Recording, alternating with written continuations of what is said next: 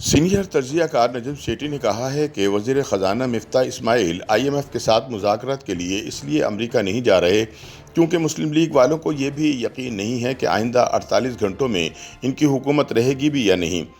24 news channel کے programme میں گفتگو کرتے ہوئے ان کا کہنا تھا کہ اگر وزیر اعظم شہباز شریف آئندہ 48 گھنٹوں میں اسمبلی تحلیل کر دیتے ہیں تو اچھا تو نہیں لگے گا کہ مفتاح اسماعیل ایسے موقع پر IMF کے ساتھ مذاکرات کی میز پر بیٹھے ہوئے ہیں۔ ان کا کہنا تھا کہ اسی لیے IMF کے ساتھ مذاکرات کے لیے صرف اقتصادی ٹیم کو بھیجا گیا ہے۔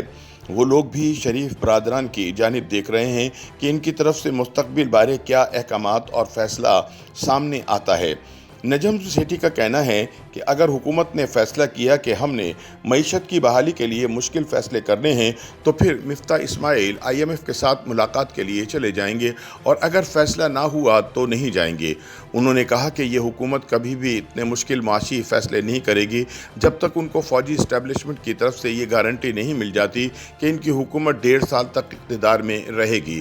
یاد رہے کہ پاکستان میں ڈالر کی قیمت 200 روپے کا ہندسہ کراس کر چکی ہے اور معیشت تباہی کی جانب گامزن ہے۔ سیاسی اور معاشی بحرانوں کے شکار پاکستان کی نئی حکومت آخری سانسیں لیتی معیشت بچانے کے لیے پیشرو حکومتوں کی طرح IMF کے دروازے پر کھڑی ہے۔ پاکستانی سرکاری وفد دوحہ میں بین الاقوامی مالیاتی فنڈ کے نمائندوں کے ساتھ ملکی معاشی بحرانوں پر قابو پانے کے لیے اہم مذاکرات کر رہا ہے، لیکن وزیر خزانہ مفتاح اسماعیل ابھی تک پاکستان میں بیٹھے ہیں۔ وزیر اعظم شہباز شریف کی اقتصادی ٹیم کی کوشش ہے کہ وہ بین الاقوامی مالیاتی ادارے سے فوری طور پر کم از کم $1 ارب کی پہلے سے طے شدہ قسط حاصل کر لے۔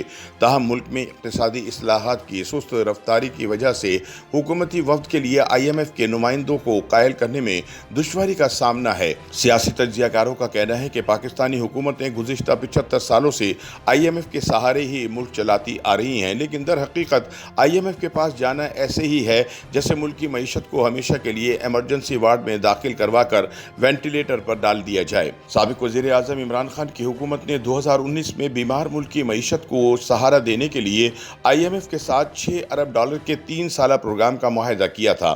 تاہم تحریک انصاف کی حکومت عوام کو دی جانے والی تیل اور بجلی کی سرکاری سبسڈیز کو ختم نہیں کر پائی اور نہ ہی محصولات کی وصولی کو اس حد تک پہنچا سکی جس کا IMF سے وعدہ کیا گیا تھا۔ اسی صورتحال کے سبب IMF کے اس پروگرام کا ابھی تک بھی مکمل نفاذ نہیں ہو سکا۔ پاکستان کو اب تک صرف $3 ارب مل سکے اور اس معاہدے کا اختتام رواں برس ہونا ہے۔ موجودہ حکومت کی کوشش ہوگی کہ وہ اس معاہدے کو جون 2023 تک توسیع دلوا سکے۔ وزیر خزانہ مفتاح اسماعیل کا کہنا ہے کہ وہ چاہتے ہیں کہ دونوں فریقین کوئی درمیانی راستہ ڈھونڈ لیں۔ اقتصادی ماہرین کا کہنا ہے کہ حکومت کی کوشش ہوگی کہ وہ IMF کو اس بات پر قائل کر لے کہ ملک کی سیاسی صورتحال اور آئندہ انتخابات کو مد نظر رکھتے ہوئے اسے کچھ رعایت بحال رکھنے کی اجازت مل جائے۔ معاشی تجزیہ کار کہتے ہیں کہ حکومت نے ہمیشہ کی طرح اس بار بھی زمینی حقائق کے بجائے سیاسی مصلحتوں کو مد نظر رکھا تو اس بات کا امکان نہیں کہ پاکستانی معیشت کبھی اپنے پاؤں پر کھڑی ہو سکے۔ دوسری جانب ڈالر کے مقابلے میں پاکستانی روپے کی قدر میں ریکارڈ گراوٹ اور نتیجتاً افراط زر کی مسلسل بڑھتی ہوئی شرح نے عوام کو مہنگائی سے بدحال کر رکھا ہے۔